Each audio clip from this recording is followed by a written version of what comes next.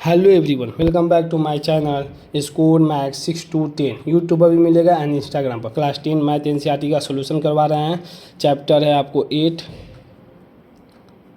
Exercise 8.1। Chapter 8 है trigonometry है। Afternoon time 12 PM to 1 PM।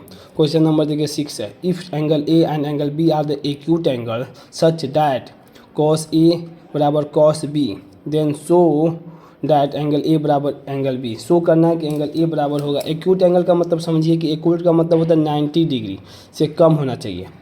Obtuse का मतलब होता है 90 डिग्री से ज़्यादा। बस ये लिखा है कि एंगल ए और एंगल बी एक्यूट है, मतलब 90 डिग्री से कम है। अब देखिए सॉल्यूशन क्या करा हमें। पहले तो कॉस ए और कॉस बी करा बराबर है, तो एंगल बना देते हैं ए बी और सी। ठीक, लाइन पार दिए परपेंडिकुलर, ये नाम दिए डी। ठीक, एंगल ए बराबर ये कह रहा है कि एंगल ए एक्यूट है, सच दैट क्या प्रूव करना है, ये एंगल बराबर हो ये, यही ना प्रूव करना है हमको। तो हमको पता है कि ये एंगल और ये एंगल कब बराबर हो जाता है, जब ये साइड और ये साइड और ये साइड आपस में जब बराबर हो जाएगा। तो आइसोसेलेस ट्रायंगल का प्रॉपर्टी यही ना कहता है। आइसोसेलेस ट्रायंगल का प्रॉपर्टी क्या कहता है कि ए सी और बी दिया है कि दो एंगल बराबर है तो दोनों साइड बराबर हो जाएगा, या दोनों साइड बराबर है तो दोनों एंगल बराबर हो जाएगा। तो इसमें तो ये और ये होना चाहिए प्रोपोर्शनल, ये होना चाहिए, ये होना प्रोपोर्शनल, तो ये दोनों आपस में बराबर हो जाएगा। देखिए करते हैं ट्रिग्नोमेट्री से करते हैं। उस समय देखिए हम लोग ट्रायंगल से कर रहे थे, जिसको याद होगा तो वो CPCT से कर रहे थे। तो देखिए सॉल्यूशन इसको हम लोग करेंगे ट्रिग्नोमेट्री से। It is the given that दिया है हमें गिवन, पहले देखिए क्या दिया, कॉस ए बराबर कॉस बी।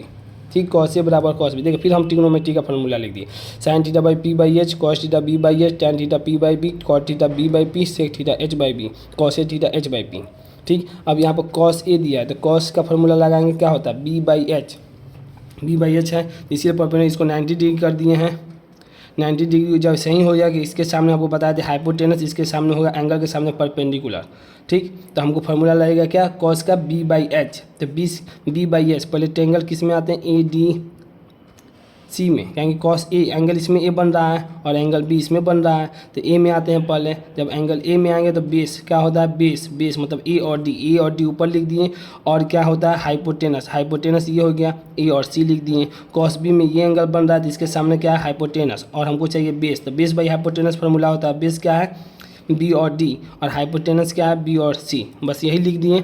अब देखिए ए डी, अब बी डी को नीचे ला दिया, ए सी को ऊपर कर दिए, और बाई में बी सी है बराबर किसको करें, कांस्टेंट के। मान लेते हैं कांस्टेंट के बराबर है। ठीक है, प्रूव करना होगा तो आपको कुछ तो मानना ही होगा लेट, क्योंकि आपको बोर्ड के पर्पज से लिखना है ना, इसीलिए, नहीं तो शॉर्टकट में भी ये प्रूव हो जाता। देखिए let A D by B D बराबर पहला, देखिए पहले इससे इक्वेट करते हैं, पहला इससे इक्वेट करेंगे, दूसरा इससे इक्वेट करेंगे। तो पहला A D by B D बराबर के कर दे, तो ए डी बराबर क्या हो जाएगा के बी डी। पहला इक्वेशन मान लेंगे, देखिए बाद में आया है, नीचे स्पेस नहीं था तब यहाँ पर वैल्यू रखे थे, अभी ये नहीं करना है। ठीक, आपको नीचे ही लिखना होगा प्रोसेस बाई प्रोसेस से। अब दूसरा इक्वेशन है ए सी बाई बी सी बराबर के, तो ए सी बराबर क्या हो जाएगा के बी सी। दूसरा इक्वेशन ले लिए। अब देखिए क्या करेंगे, पहला ले लें दूसरा ले लें। अब क्या करें, यूजिंग पाइथागोरस थ्योरम। आपको बताएं पाइथागोरस थ्योरम क्या होता है। पाइथागोरस थ्योरम होता है जो परपेंडिकुलर लेते हैं ना, उसी को हम लोग पाइथागोरस थ्योरम कहते हैं। फार्मूला देखिए H square equal to P square, H square equal to P square plus B square, इसी को क्या नाम देते हैं पाइथागोरस थ्योरम। पाइथागोरस थ्योरम का मतलब कि ईच एंगल 90 डिग्री होना चाहिए फ्रॉम द ट्रायंगल का पाइथागोरस थ्योरम यही हाइपोटेनस का स्क्वायर प्लस परपेंडिकुलर का स्क्वायर प्लस बेस का स्क्वायर।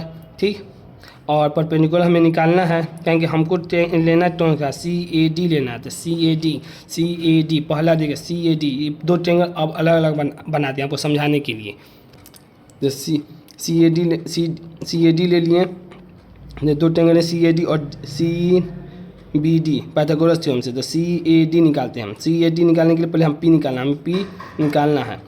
तो P निकालना है, क्योंकि P देखिए दोनों में क्या है कॉमन है, तो इसीलिए तो दोनों साइड हम इक्वेट कर सकते हैं, इसीलिए हम P निकाल रहे हैं। तो P निकालने का मतलब हो गया C और D, यहाँ पर भी है C और D यहाँ पर भी। तो CD का स्क्वायर क्या हो जाएगा, परपेंडिकुलर है हाइपोटेनस का स्क्वायर माइनस बेस का स्क्वायर। तो हाइपोटेनस क्या है, हाइपोटेनस देख लिए यहाँ पर क्या है, हाइपोटेनस C और A है, तो CA का स्क्वायर माइनस बेस का स्क्वायर। बेस क्या है ए और डी है तो ए डी का स्क्वायर। तीसरा इक्वेशन मानिए in triangle C B D में आ जाइए, सी बी डी में तो ये भी कॉमन है, यही कॉमन है। देख लिए यहाँ पर ये कॉमन है दोनों में, दोनों ट्रायंगल सिर्फ अलग अलग बना दिए आपको समझाने के लिए। तो सी बी डी में आ जाइए, जब सी बी डी में आइएगा तो सी और डी ले लीजिए, सी डी का स्क्वायर बराबर सी और बी का स्क्वायर क्या होता है, हाइपोटेनस का स्क्वायर। तो सी बी का स्क्वायर और बेस बी और डी का स्क्वायर। क्वेश्चन नंबर इक्वेशन 4 मान लीजिए, from equation 3 and 4 we obtain. देखिए लेफ्ट साइड दोनों बराबर है, ये भी बराबर हो गए, इसका मतलब राइट साइड भी अपने आप बराबर हो जाएगा। आपको ट्रायंगल में बताए थे।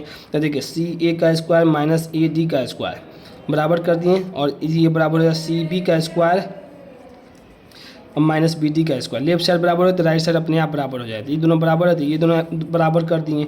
अब देखिए सी ए का स्क्वायर की जगह पर हम क्या लिख सकते हैं, देखिए यहाँ पर आपको निकाले हैं क्या सी ए और क्या ए और सी है, बात तो वही है। इसको सी सी लिखे या सी ए लिखे, तो सी है तो इसकी जगह पर क्या लिख सकते हैं के बी, तो के और बी लिखते तो ऊपर में क्या स्क्वायर है तो स्क्वायर कर देंगे। मान ए और डी है, ए डी तो के बी डी है, के बी डी है ना, तो ए डी के जब हम लिखते के बी डी का स्क्वायर इक्वेट कर दिए सी बी का स्क्वायर माइनस जो है उसी तरह लीजिए सी बी का स्क्वायर माइनस बी डी का स्क्वायर।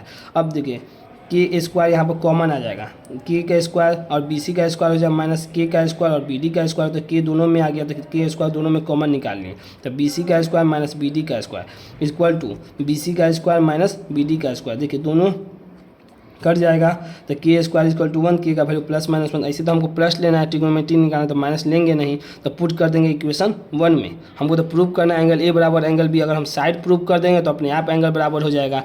अब देखिए अब आपको धीरे धीरे समझ में आ रहा होगा। देखिए ए और डी, यही ना ए और डी, तो के का वैल्यू कितना आ गया 1 इंटू बी डी, के 1 रख दिए तो ए डी का वैल्यू किसके बराबर हो जाएगा, बी डी के बराबर। ए सी बराबर के बी सी, ए सी के का वैल्यू 1 इंटू बी सी, तो ए सी बराबर बी सी। अब देखिए आपको यहाँ पर एक ट्रायंगल बना ए, वही ए डी बी सी। अब देखिए क्या कह रहा है कि यहाँ पर जो निकालें ए डी बराबर हो जाएगा बी डी के, ए डी बराबर बी डी, ये दोनों साइड बराबर हो गया, और ए सी बराबर बी सी, ए सी बराबर बी सी। जैसे ही ये इसके प्रोपोर्शनल हो गया, इसका मतलब कि एंगल भी क्या हो जाएगा, आपस में इक्वल हो। आइसोसेलेस के एंगल का प्रॉपर्टी देखिए तो आपको पता होगा, अगर हमारे एक ही साइड ये साइड और ये साइड इक्वल हो गया, इसका मतलब कि ये एंगल आपस में इक्वल हो जाएगा। इसमें तो देखिए 1 2 3 4, ये तो प्रोपोर्शनल चारों को करना पड़ेगा बराबर ना, क्योंकि एक लाइन तो इसको परपेंडिकुलर भी तो खींचे थे हम, उसके थ्रू तो निकाले हम, तो ट्रिग्नोमेट्री के थ्रू निकाले हैं।